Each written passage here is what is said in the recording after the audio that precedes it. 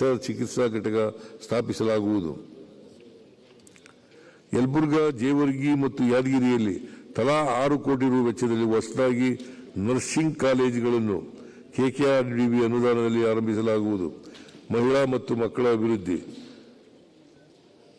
ರಾಷ್ಟ್ರವು ತನ್ನ ಅರ್ಧದಷ್ಟಿರುವ ಮಹಿಳೆಯರನ್ನು ಆರ್ಥಿಕವಾಗಿ ನಿಷ್ಕ್ರಿಯವಾಗಿಸಿ ಅಭಿವೃದ್ಧಿ ಸಾಧಿಸಲು ಸಾಧ್ಯವಿಲ್ಲ.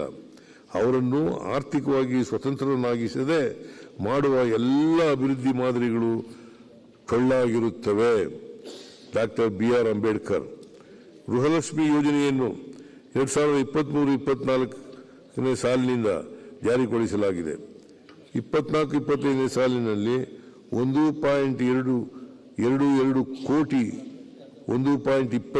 ಕೋಟಿ ಕುಟುಂಬಗಳ ಯಜಮಾನಿಯರಿಗೆ ಧನ ಸಹಾಯ ಒದಗಿಸಲಾಗಿತ್ತು. ಪ್ರಸಕ್ತ ವರ್ಷದಲ್ಲಿ ಈ ಯೋಜನೆಗೆ 28,608 ಕೋಟಿ ರು ಒದಗಿಸಲಾಗಿದೆ. ರಾಜ್ಯದ 37 ಲಕ್ಷ ಮಕ್ಕಳ ಮತ್ತು ಕಲಿಕೆಯಲ್ಲಿ ಮಹತ್ತರ ಪಾತ್ರ ವಹಿಸುತ್ತಿರುವ ಅಂಗನವಾಡಿ ಕಾರ್ಯಕರ್ತೆಯರಿಗೆ ಗೌರವಧನ 700 ಹಾಗೂ ಸಹಾಯಕರ ಗೌರವಧನವನ್ನು 750ಕ್ಕೆ ಹೆಚ್ಚಿಸಲಾಗುವುದು.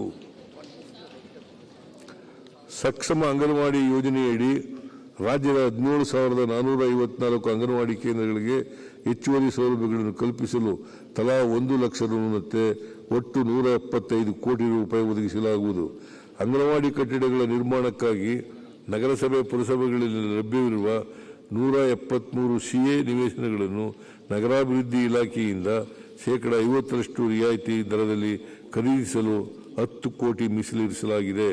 ವಿಕಲಚೇತನರ ಸಾಮಾಜಿಕ ಆರ್ಥಿಕ ಸ್ಥಿತಿಗತಿ ಕುರಿತಂತೆ ನಿಖರ ಮಾಹಿತಿ ಸಂಗ್ರಹಿಸಲು ಹಾಗೂ ಅವರಿಗೆ ಸೂಕ್ತ ಸೌಲಭ್ಯ ಒದಗಿಸುವ ಹಿತದೃಷ್ಟಿಯಿಂದ ವಿಕಲಚೇತನರ ಸಮೀಕ್ಷೆ ನಡೆಸಲಾಗುವುದು. ಮೈಸೂರು ಮತ್ತು ಬೆಳಗಾವಿಯಲ್ಲಿರುವ ವಿಶೇಷ ಮಕ್ಕಳ ಸರ್ಕಾರಿ ವಸತಿಯುತ ಶಾಲೆಗಳ ಉನ್ನತೀಕರಿಸಲು 5 ಕೋಟಿ ರು ನೀಡಲಾಗುವುದು. ಇವುಗಳ ನಿರ್ವಹಣೆಯನ್ನು ಸ್ವಯಂ ಸೇವಾ ಸಂಸ್ಥೆಗಳ ಸಹಕಾರದಿಂದ ಕೈಗೊಳ್ಳಲಾಗುವುದು. Cerebral policy, muscular dystrophy, Parkinson's ಮತ್ತು ಮಲ್ಟಿಪಲ್ ಸ್ಕ್ಲೆರೋಸಿಸ್ ಕಾಯಿಲೆಗಳಿಂದ ಬಳಲುತ್ತಿರುವ ವ್ಯಕ್ತಿಗಳ ಆರೈಕೆದಾರರಿಗೆ ನೀಡುತ್ತಿರುವ ಮಾಸಿಕ 1,000 ಪ್ರೋತ್ಸಾಹ ಯೋಜನೆಯನ್ನು ಆಟಿಸಂ, ಬೌದ್ಧಿಕ ವಿಕಲತೆ ಮತ್ತು ಬಹುವಿಧ ಅಂಗವಿಕಲತೆ ಕಾಯಿಲೆಗಳಿಂದ ಬಳಲುತ್ತಿರುವ ಆರೈಕೆದಾರರಿಗೂ ವಿಸ್ತರಿಸಲಾಗುವುದು.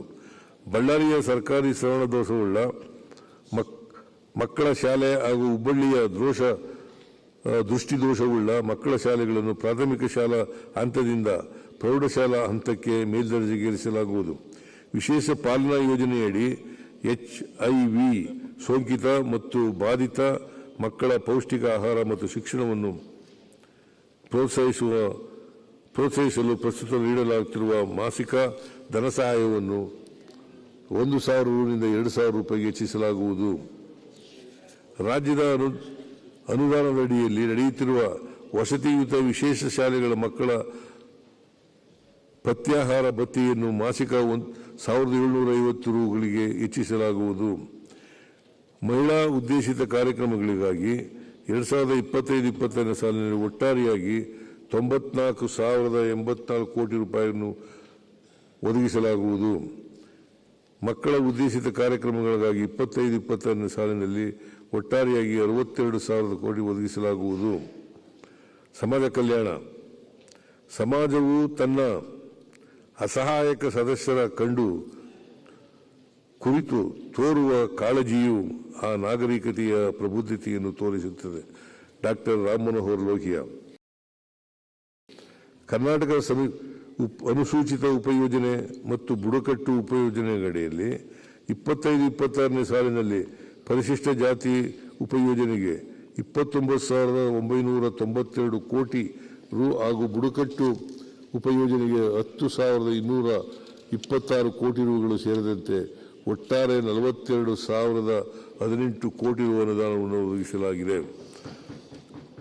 ಕರ್ನಾಟಕ ಸಾರ್ವಜನಿಕ ಸಂಗ್ರಹಣೆಗಳಲ್ಲಿ ಪಾರದರ್ಶಕ ಅಧಿನಿಯಮದಡಿ ಅನ್ವಯ 2 ಕೋಟಿ ರು ಮೊತ್ತದವರೆಗೆ ಕಾಮಗಾರಿಗಳಲ್ಲಿ ಪರಿಶಿಷ್ಟ ಜಾತಿ, ಪರಿಶಿಷ್ಟ ಪಂಗಡ, ಹಿಂದುಳಿದ ವರ್ಗಗಳು ಪ್ರವರ್ಗ 1, 2A ಮತ್ತು 2B ಗುತ್ತಿಗೆದಾರರಿಗೆ ಮೀಸಲತಿ ಒದಗಿಸಲಾಗುವುದು. ಕರ್ನಾಟಕ ಸಾರ್ವಜನಿಕ ಸಂಗ್ರಹಣೆಯಲ್ಲಿ ಪಾರದರ್ಶಕತೆ ಅಧಿನಿಯಮದನ್ವಯ ಸರ್ಕಾರದ ವಿವಿಧ ಇಲಾಖೆ, ನಿಗಮ ಹಾಗೂ ಸಂಸ್ಥೆಗಳಲ್ಲಿ ಖರೀದಿಸುವ ಸರಕು ಸಾಗಾಣಿಕೆ ಸೇವೆಗಳಲ್ಲಿ ಪರಿಶಿಷ್ಟ ಜಾತಿ, ಪರಿಶಿಷ್ಟ ಪಂಗಡ, ಹಿಂದುಳಿದ ವರ್ಗಗಳ ಪ್ರವರ್ಗ 1, 2A ಮತ್ತು 2B ಸರಬರಾಜುದಾರರಿಗೆ 1 ಕೋಟಿ ರೂವರೆಗೆ ಮೀಸಲಾತಿಯನ್ನು ನೀಡಲಾಗುವುದು.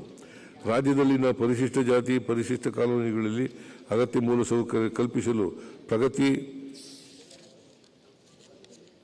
ಹೆಚ್ಚಿನ ವಿಡಿಯೋಗಳಿಗೆ ಪ್ರತಿಧ್ವನಿ ಯೂಟ್ಯೂಬ್ ಚಾನೆಲ್ ಸಬ್ಸ್ಕ್ರೈಬ್ ಮಾಡಿ, ಬೆಲ್ ಐಕಾನ್ ಕ್ಲಿಕ್ ಮಾಡಿ.